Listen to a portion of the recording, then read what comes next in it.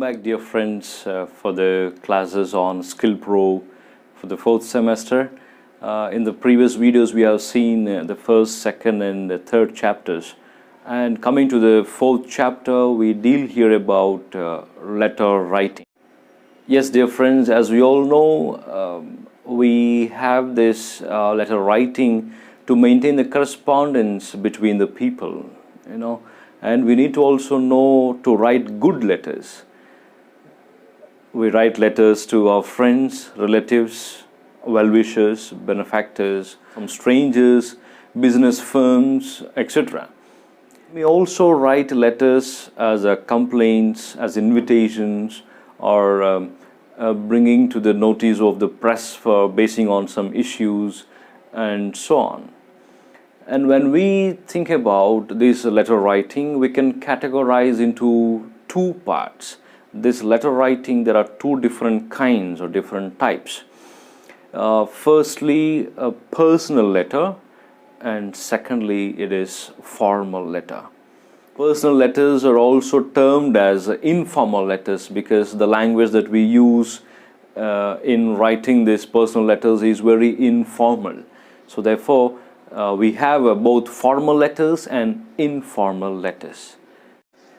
The personal letter is a substitute for face-to-face communications. Conveying our thoughts in the form of letters, we can overcome the limitations of distance, time and other factors. And that is why letter writing is a means of effective communication only next to the oral communication.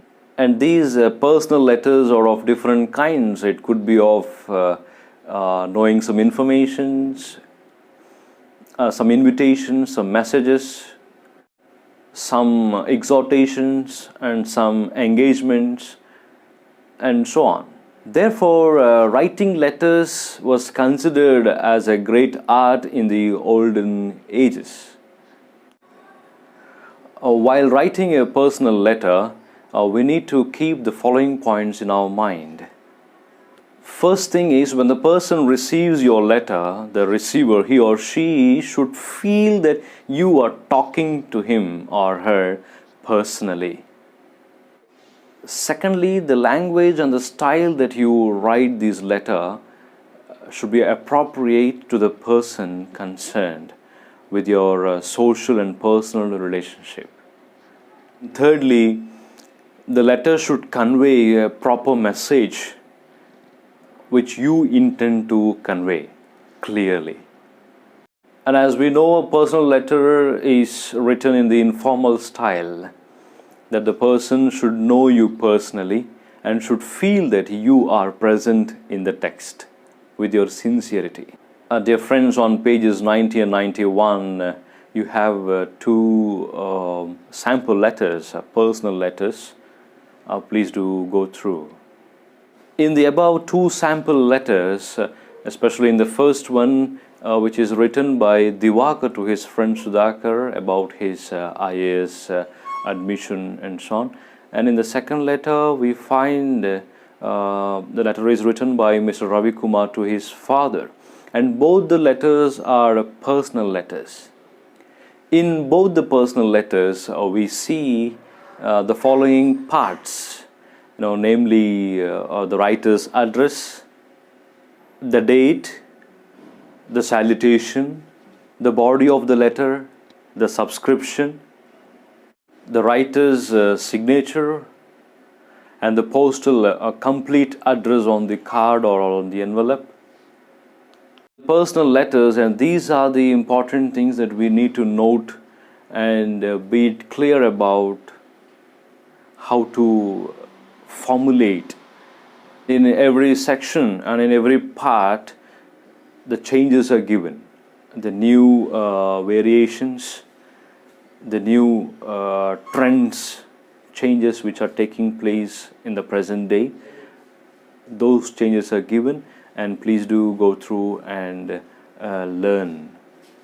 For the practice activity, please do write the following. There are 5-6 different kinds of letters are given, all pertaining to the personal letters. Please do go through that practice activities. And now coming to the formal letters, or business or official letters, which are also called. These formal letters are used in the business field and to write for the officials. Suppose a business executive should have a correspondence to his head office and so on, or maybe an employee to his authorities. Yeah, and these are the occasions where we need to write the letters formally. Why it is called formal letters is the language used here is very formal and official. And now let's see the features of the official letter or formal letter. In the formal letter, the first thing we see is a heading or a writer's address. Many of the business houses or administrative offices have their own letterheads. The heading, which is on the top of the page, usually contains more details than that in a personal letter. Just go through here. This is a personal letter, and where the address was written in the right. But whereas the business letter, we have on the letterhead itself, the modern constructions and so on. Secondly, the receiver's address. In a personal letter, it is not necessary to write the receiver's address inside the letter. But in a formal letter, it is necessary to mention the receiver's address. Just see here, modern constructions, and the receiver is here, the managing director, Hindustan Cables, Chennai. And this is the difference. And thirdly, the salutation and the subscription. Usually it is mentioned like this: dear sir and yours faithfully. Salutation and subscription. Fourthly, the body of the letter. Unlike a personal letter, an official letter should be up to the point, means to the point. Whereas in personal letter, you just write and divide into maybe 2 paragraphs or 3 paragraphs and so on. Whatever you feel personally, you can just write down. Here in the formal letters, the message should be conveyed in a clear and courteous style. So there is no need for personal pleasantries in an official letter. And finally, the signature. As the business or official letter is formal in nature, the writer has to put his full signature because the receiver do not know you personally. Whereas in the personal letter, the signature could be just half, or the first name or the second name, that would be enough. But whereas here in the business letter, it's good that you give the full or a complete signature. Dear friends, from the pages 97 till 104, there are a few letters given as a sample. Please go through how the business letters, official letters or formal letters are written.